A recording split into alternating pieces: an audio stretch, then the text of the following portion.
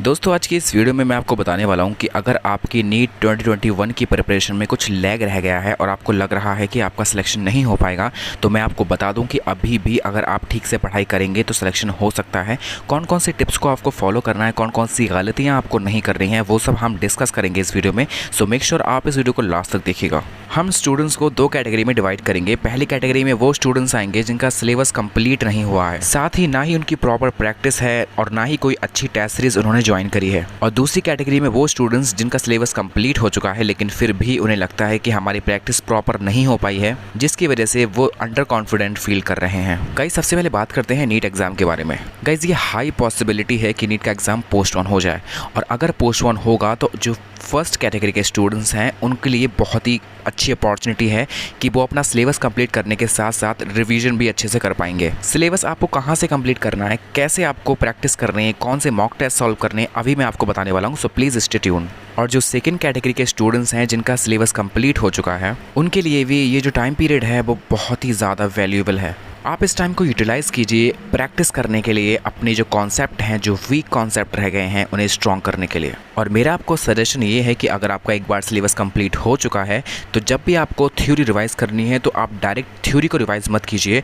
उस थ्योरी पर based questions को सॉल्व कीजिए।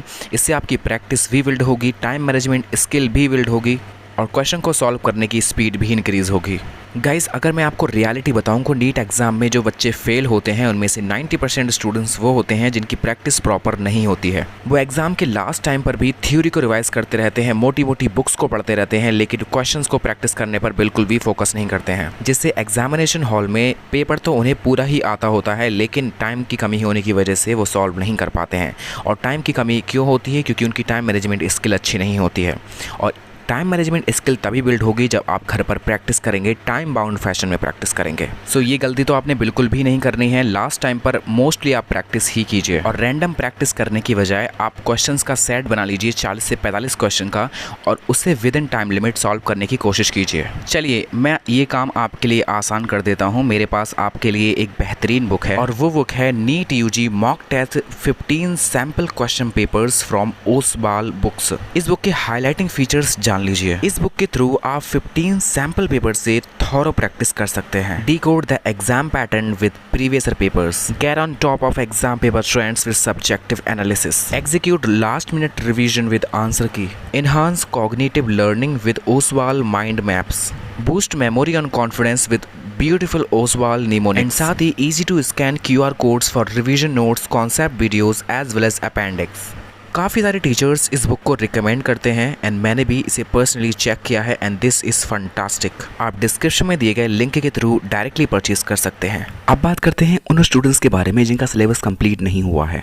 पहले तो आपको आइडेंटिफाई करना पड़ेगा कि कौन कौन से चैप्टर्स आपके इनकम्प्लीट है और कौन कौन से चैप्टर्स आपके कंप्लीट हैं एंड कौन कौन से चैप्टर आपने छुए भी नहीं हैं। आपको लिस्ट बनानी है और उसके बाद में जो चैप्टर्स आपने बिल्कुल भी नहीं करे हैं उन चैप्टर्स को कंप्लीट करने के लिए आपको कंप्लीट लेक्चर्स देखने हैं। अब लेक्चर्स कहाँ से देखने हैं, नोट्स कहाँ से बनाने हैं, उसके लिए आपको डिस्क्रिप्शन में जाना है। वहाँ पर आपको एक लिंक मिलेगा एंड उस लिंक के अंदर आपको फिजिक्स, केमिस्ट्री एंड बायोलॉजी के 11+12 का कंप्लीट कोर्स दिया गया है। साथ ही उन सभी कंप्लीट लेक्चर्स के नोट्स भी उसके साथ अटैच्ड हैं।